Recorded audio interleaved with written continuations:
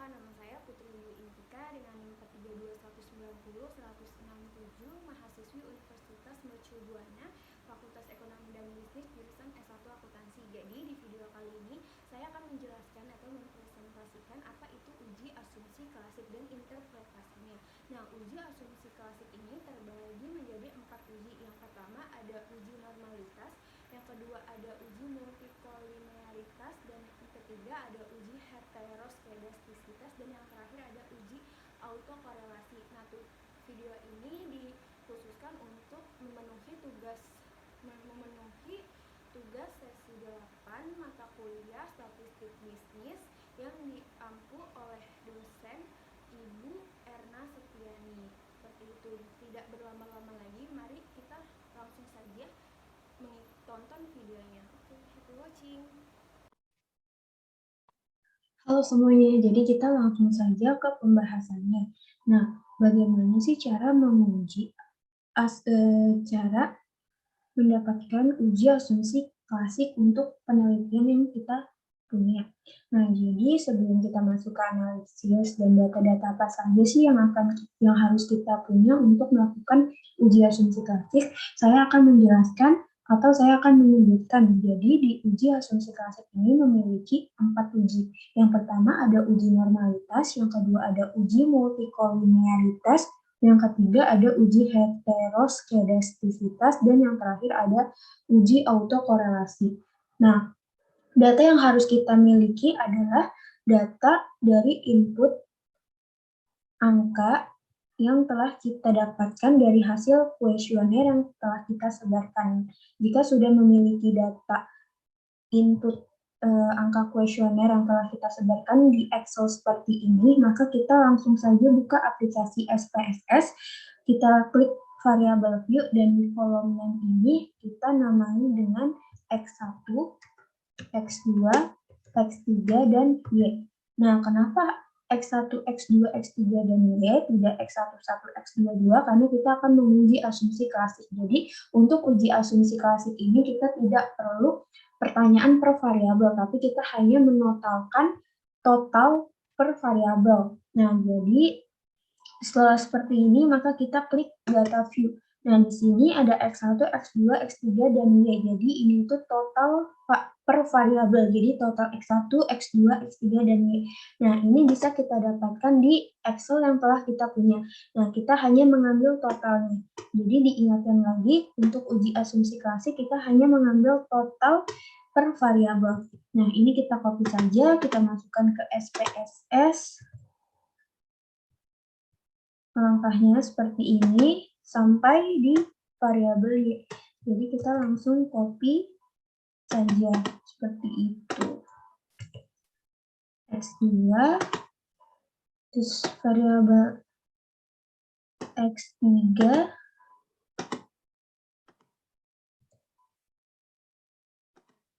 lalu variabel Y. Ini kita copy saja.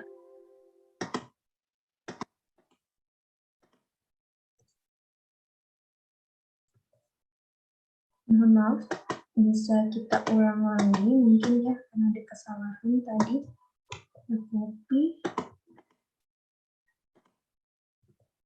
Nah, di sini sudah muncul. Jika sudah kita lengkapi datanya seperti ini, maka kita langsung saja mulai ke analisisnya. Yang pertama, kita klik analyze, terus kita klik regression, kita klik linear. Nah, setelah itu akan muncul kotak dialog linear regression. Nah, untuk variabel X1, X2, X3 ini kita masukkan ke variabel independen, sedangkan Y kita masukkan ke variabel dependen. Setelah itu kita klik statistik.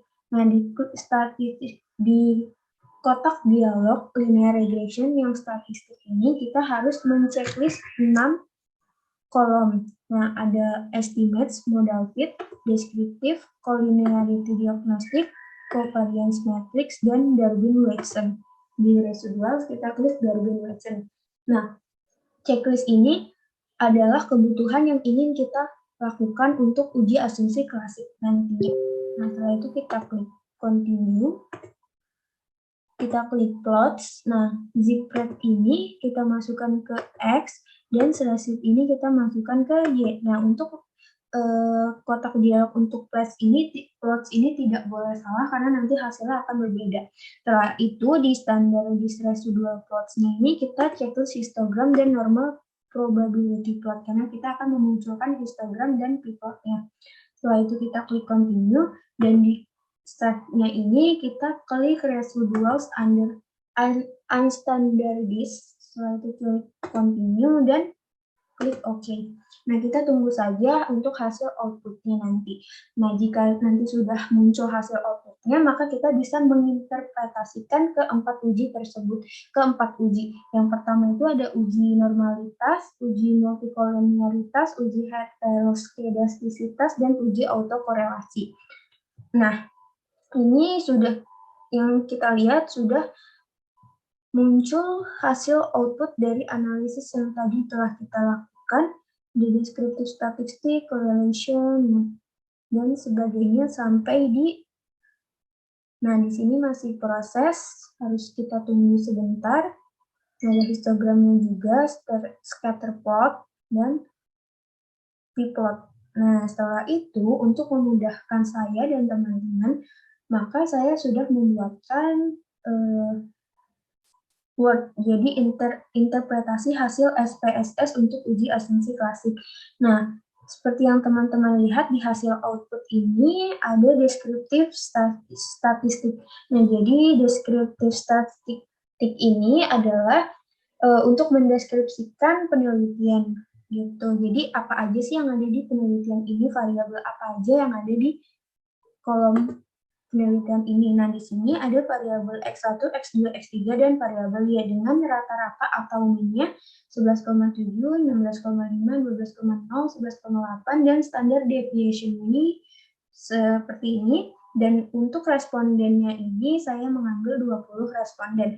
Nah, setelah itu kita langsung saja masuk ke uji asumsi klasik. Nah, yang pertama ini kita akan menguji atau menginterpretasikan uji asumsi klasik yaitu uji normalitas. Jadi uji normalitas ini bertujuan untuk menguji apakah dalam model regresi variabel pengganggu atau residual memiliki distribusi normal.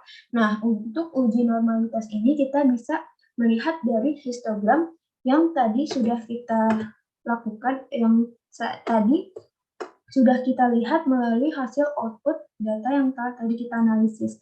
Nah, di sini, nah ini histogram. Nah, di histogram ini, syaratnya dalam uji normalitas histogram dikatakan normal apabila bentuk kurva ini melengkung atau menggunung. Bisa kita lihat bahwa kurva yang telah saya miliki untuk penelitian saya ini menggunung atau melengkung. Oleh karena itu, data yang saya miliki ini merupakan data yang normal karena bentuk kurvanya ini melengkung atau menggunung.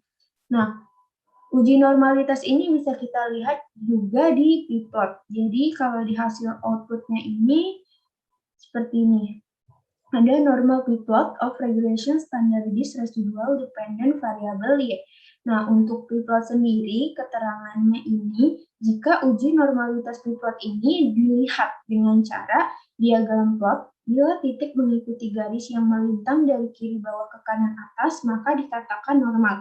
Jadi, bisa disimpulkan bahwa data yang saya miliki ini bersifat normal karena garis-garis yang karena titik-titik yang mengikuti garis ini melintang dari kiri bawah ke kanan atas, jadi tidak ada yang berpencar, misalkan di sini titik-titik yang di sini atau di sini. Nah, data yang saya miliki ini bersifat normal karena titik-titik yang ini mengikuti garis yang melintang.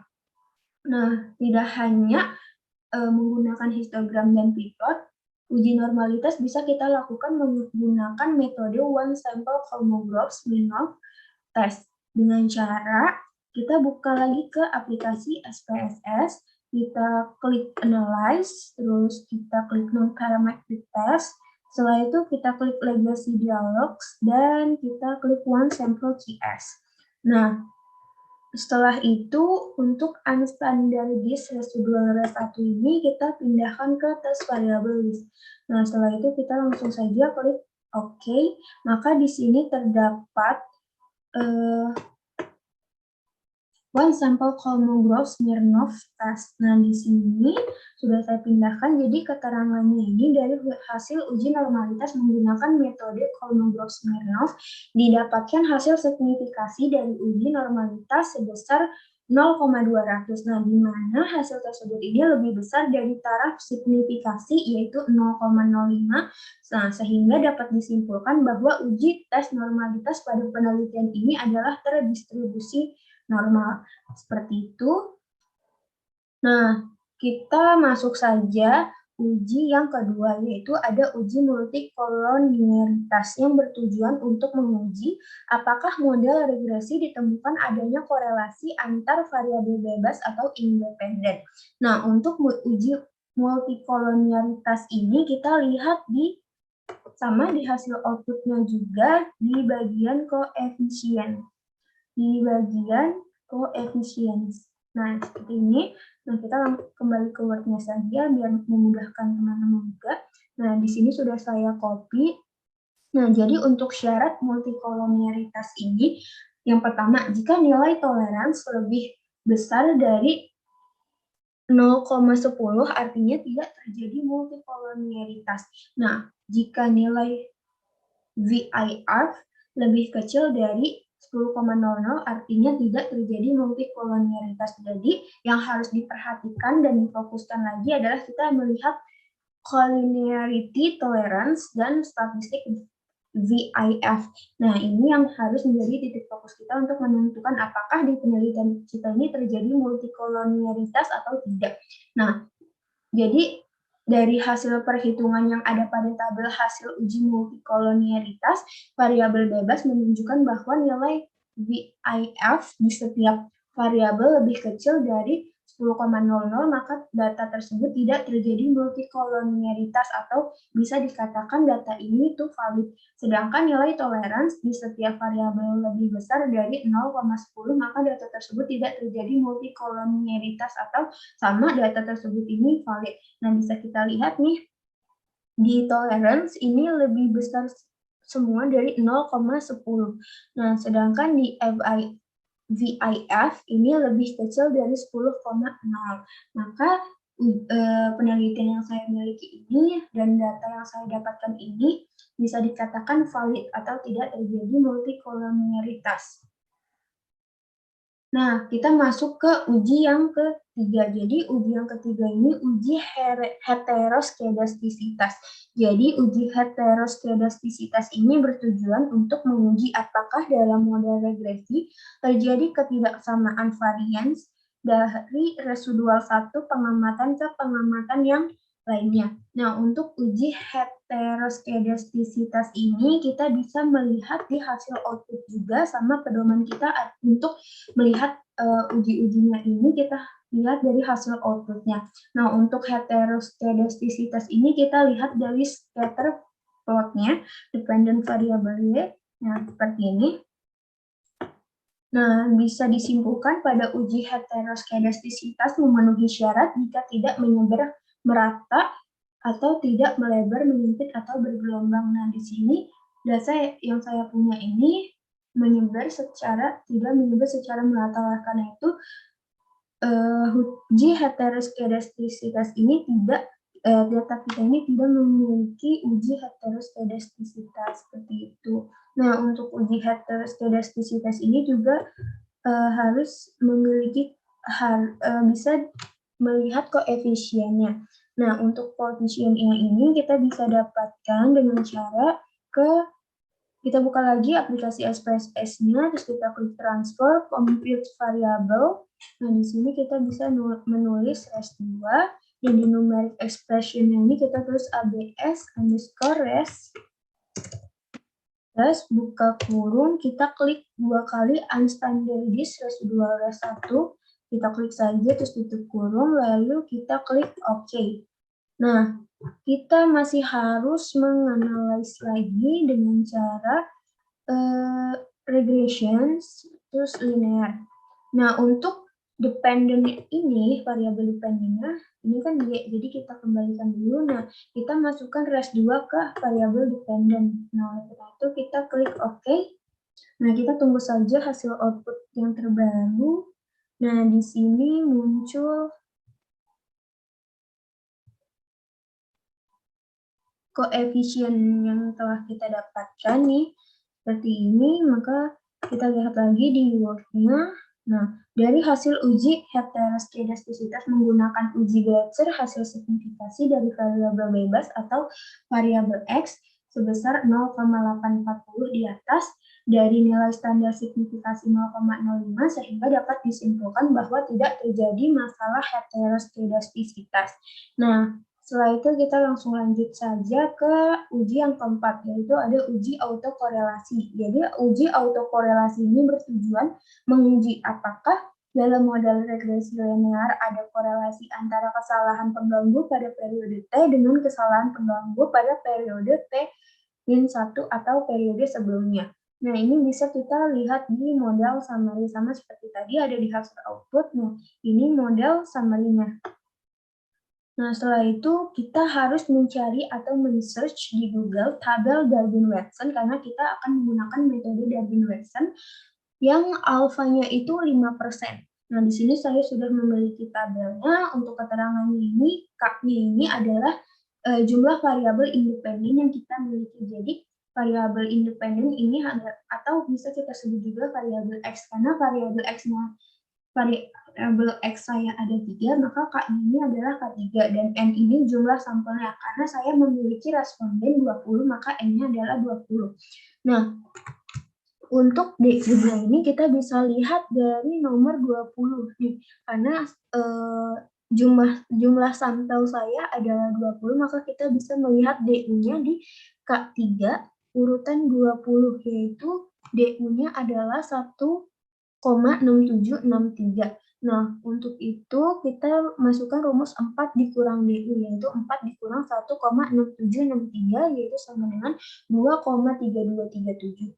Nah, untuk Darwin-Watson-nya kita lihat di tabel model summary. Nah, di standard error di estimate. Jadi, untuk Darwin-Watson-nya ini yaitu 0,67702.